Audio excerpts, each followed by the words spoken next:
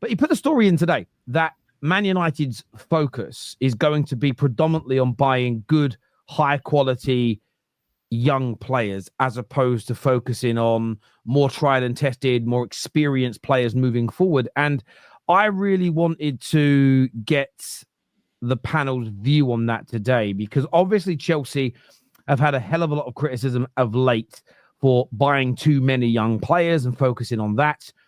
So it's one of these things where I want to get your take on it. United going down a similar path, or do you read it differently? Or what do you make of it? I've got to Staffy first as a United fan. Do you think this is the right way to go, looking at high quality, good young players to build the squad with? Oh, for United, like a youth project. I mean, yeah, we've needed something like that for a while, because when you really look at our signings the last few years, we've been, I wouldn't say the last few years, for a lot of years now, we've been going splashing a lot of money on like players that we probably signed 3-4 years too late, put on crazy money, and by the time it's time to replace them, we don't have a natural replacement coming up from the youth stages. Like, we just don't have a lot of them. Yes, we still have our Mainus, our Rashfords, our Garnachos. There's been a lot, but like in terms of real quality players that we're signing to come in, and I've been saying this for a while. I've just been wanting us to sign the best young talent in the country. And this is when I was like joking. I was like, yeah, bring Brexit back, because I know that's what Wilcox is looking at. He's looking at bringing in a lot of good young talent from England and all around in general. So I'm not against it. I think the only issue we're gonna have is because the squad is still too poor. A lot of people wouldn't really accept just signing a lot of young players that will listen. You'll see the fruits of that in about 3 to 4 years, but that's a lot of years still. A lot of people are going to look at this team, and rightfully so, and say, well, while we do that, we need ready now players. We need a striker that comes in right now and can lead the line, because we have two young strikers. One of them is just clearly struggling. He's rumored to be moved out. We just don't have enough quality on the pitch. So we're replacing them with just young players. I like it. I've been wanting us to go down that route a little bit. That's low key the identity of our club when you really think about it. United have been built over the youth that come through the academy. So recruiting players to put them in the academy right now, and they'll be there in the next couple of years, yeah, that's fine. But what about the now? Because fans won't be patient, and that's the thing of being at a big club. Like we can't be just doing what Brighton do. Brighton can get away with it because they don't have high expectations.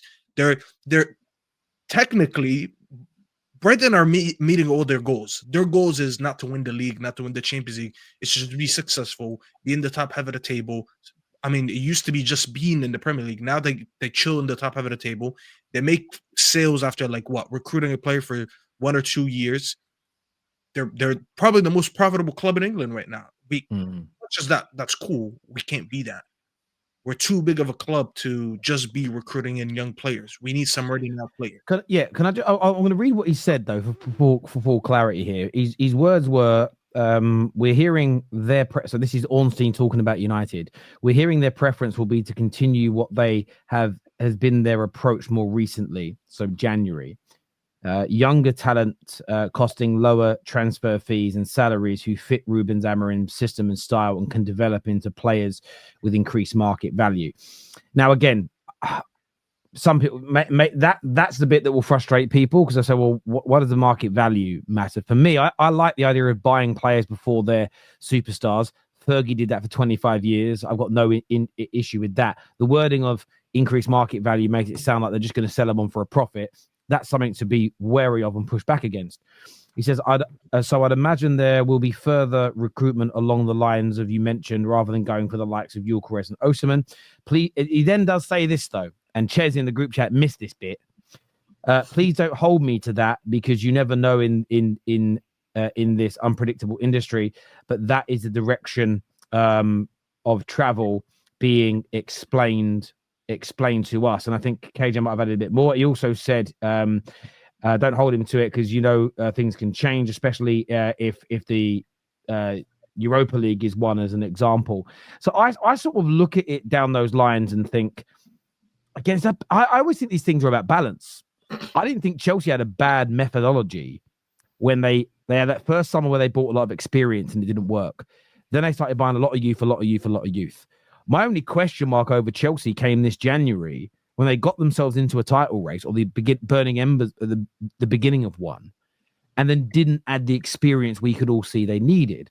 So far, it looks like they're still signing more youngsters. So you start to look at it and go, well, you're really close and you just need that spine.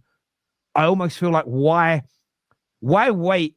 Why wait 3 years for this spine to mature when you're so close to a title race now and you can add some experience? And I'll have that same energy for Man United. If we go out this summer and buy one experienced player who says 25, and then we sign 4 or 5 that are 20, 21, 22, and 23, I'm just making the ages up here. If we do that summer one, I'm not going to sit there and panic. I'm not going to sit there and go, oh, we're never going to buy experience. Where I would be frustrated is saying exactly 2 years' time, we're 4 or 5 points off the top. We get to that January window, and you go, right, we really do need that prolific, experienced striker. And we go out and try and sign a 19-year-old. Then I'm going to criticize it in the same way I have done with Chelsea, because that for me isn't the way to operate. I think you have to be agile in your approach. So, but the idea of buying youngsters before everybody else knows who they are and buying superstars before they're superstars, that doesn't bother me, because that's what I grew up on. As a Man United fan, we bought a lot of players that nobody had heard of, or we bought them when they were like Ronaldo. Cristiano Ronaldo is a prime example. We bought him. The world of football knew who he was. The general public in England, maybe a little bit less than we would nowadays because there's less access, but we bought him before he was a superstar. Wayne Rooney, you could say we bought when he already was one, but he improved a lot at Manchester United. Then there's other examples of us going out there, and we actually got Van Nistelrooy when he was quite young. He would have come even younger, but he ruptured his cruciate ligament in training. People forget that as an example. So yeah, I'm not stressed about it. I'm not looking at it thinking, oh my God, we're just going to buy 18-year-olds every single window. I also look at like Heaven and Dorgu that have come in, and in the last month, they've been 2 of our best players. So I'm also not going to panic either. But Don, I want to go to you on this, because obviously you've kind of, you like elements that Clearlake have done. There's been elements you've criticized heavily, and that must be said. What do you think this is the right approach for Man United? Yeah, I think United, first of all, I think they've needed a little bit of injection of youth, man. Especially with how Amorim wants to play, bro. You need players that can, first of all, get around the pitch. You know, when I'm watching Dogu, I can see exactly why long-term he's the sort of profile you want in the team. You know, you're looking at Euro as well, like Maguire's getting on a little bit. You know what I'm saying? You're looking at Eriksen, Casemiro. You've got an aging squad. You know what I'm saying? So it's time to just bring in a little bit of youth. But same energy as what I've got for Clearlake. Make sure that you're bringing in experience at the same time. You know, there's so many counteracting points here, Terry, because even with Caicedo, you guys wanted Caicedo, but you didn't want to pay, what was it, a 4 or 5 million at the time that they wanted. And look how much Chelsea ended up paying for this guy. Yeah, you know? In the end, 115 million, bro. So you want to catch these guys before they blow up, bro. You know, if we try to go and buy Andre Santos now, it's a match. Man United have kind of done similar to Arsenal in the late 90s and noughties. Arsenal were the team that I think Arsenal could have signed Yaya Toure, Zlatan, and Cristiano Ronaldo before anybody else. And there's another star player that I think Zlatan's was funny, where they said, you've got to come and do a trial. And he said, like, Zlatan doesn't do trials. And you look at it and just think Arsenal, they regularly missed. I mean, they signed some really good youngsters as well. Cesc Fabregas as an example. They got a young Van Persie in. Man United have missed out on so many. And this is the irony in it. It was the bankers and the marketing experts not listening to the professional scouts and not getting. Caicedo is a player that we should have got, as you say, for 4 or 5 million. We should have signed Haaland when he was at Molde. Before Ole Gunnar Solskjaer was our manager, he was ringing the club saying, you need to buy this kid. And the club the bankers and the marketers didn't listen. So again, it's one of they wanted the big names for commercial purposes. Right? I agree. I absolutely agree with you. I think what it is, I think for the talking point before we come in, like, Lawless, right? I want to get your take on this actually. I think it's a situation where it's like a bit of FOMO as well, Terry, because it is damned if you do, damned if you don't, right? And the only way you're gonna get away with signing these kids is if you're winning.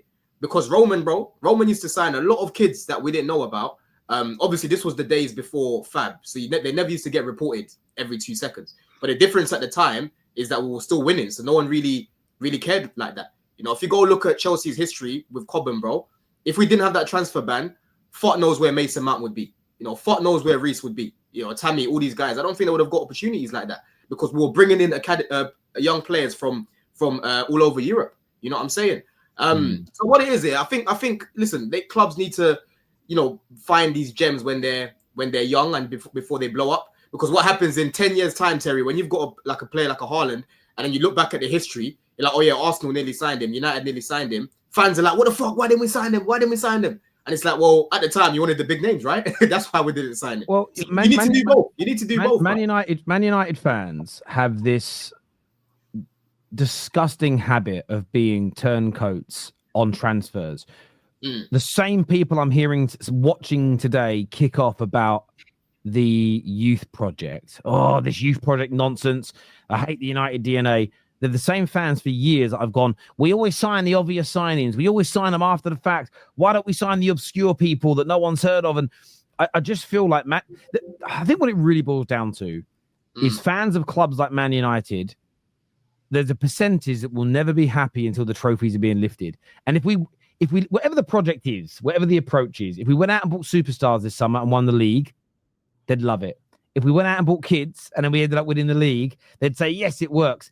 It's just this element of no approach is good enough unless you're winning. Facts. And it's just, and no one is willing to give anything any kind of time whatsoever. Yeah, bro. And the thing, that's the beauty of the game, though. There's so many aspects of the game where you just have to be patient, whether you like it or not, right? If you go look at Saka, where he is now, in comparison to where he started off, he wasn't the same player. But that's the beauty of it, bro. You watch the journey. You watch how he came into the team. You watch how his body, bro, like he develops his body in terms of bulking up and whatnot. You watch how he gains more confidence, more experience. He scores more goals. He gets more assists. He becomes the player that he is. And that's part of the game that a lot of people don't have a lot of patience for, Terry. You know what I'm trying to say? For me personally, I like it, bro. I like seeing these academy kids coming through. You're like, yo, you see the potential, but I want to see them around players that are ready to be winning, ready to be competing. Otherwise, you're throwing in a bunch of kids together and you're asking them to guide each other when they haven't really got the experience of being guided themselves. You know what I'm trying to say? Yeah. It's a risky strategy because, like you said, there's a long-term, obviously, vision for it. If it doesn't pan out in the long term, right, and these youngsters don't fulfill their potential, because that's what you're signing when you're signing these youngsters. You're signing potential. And you're hoping that they fulfill that potential. So if you're mainly focusing around this group of youngsters with maybe a couple of experienced players, then the averages still rely on those youngsters to be successful for you to get where you want to go. Like next season, really and truly, like you need quality players. You really need to improve that squad so you have a good season next season. There's no good signing like 18-year-olds, 19-year-olds. I hope they come good in 2 to 3 years' time, and we're still seeing the same Man United. Like the team that's there, that it needs some serious quality in it, which I think you can find. Like if you look and sign maybe the 24-year-olds that are ready now, players, and then you sprinkle in some quality academy prospects. That's what West Ham apparently we're trying to do. I've seen us linked with a bunch of 17-year-olds and things like that. And I'm like, okay, that's fine. Can I ask you a question? Can I ask you a question though? Because the irony is we do need to sign experience, but if we as Man United fans start talking about experienced players, first of all, you get they won't come to you. That's the first thing. The second thing you get, if I say, well, let's go get Kudus or Bowen, you ain't fucking getting them. You ain't touching them. So it's hard to have conversations about what Man United need because you are right. Like I'd like to sign Bowen as an example. At the same time, rightfully so from your perspective, those experienced players that everybody would name are also going to be massively overpriced. Whatever Bowen's worth, your club is going to want 20, 30, 40 million pound more. And this is the mistake Man United have made in the last 12 years. One, the mistake is that's why we run out of cash, because we've overpaid for most players and undersold because we've been chasing the experience. And yes, I understand that signing Bowen now, and I'm using him as an example because you're here as a West Ham fan, there is much, he's ready to go straight away, but that is going to come at a massive, massive premium. Well, what he can do captain as well. But it doesn't have to be Prem experience though, Terry. Like, yeah, if you're playing Prem premiums, yeah, but if you're signing, say, 24-year-olds in Europe, that are good, and you look at them and you look at the profile of player that they are, and Yeah, see okay, I get that, but you look at Dorgu so far as an example. He hasn't had that many games. He's 20 years old. He's going to turn 21 next year. I can't think of very many attainable 24-year-olds that can play left back and can play in that kind of hybrid 10 role that we play, who are better than Dorgu is right now. I can't think of many 24-year-olds that are again attainable. So of course you can name me better left wing backs than him that are a little bit older, but I mean attainable for a sensible price. And this is where United have got I don't think we should really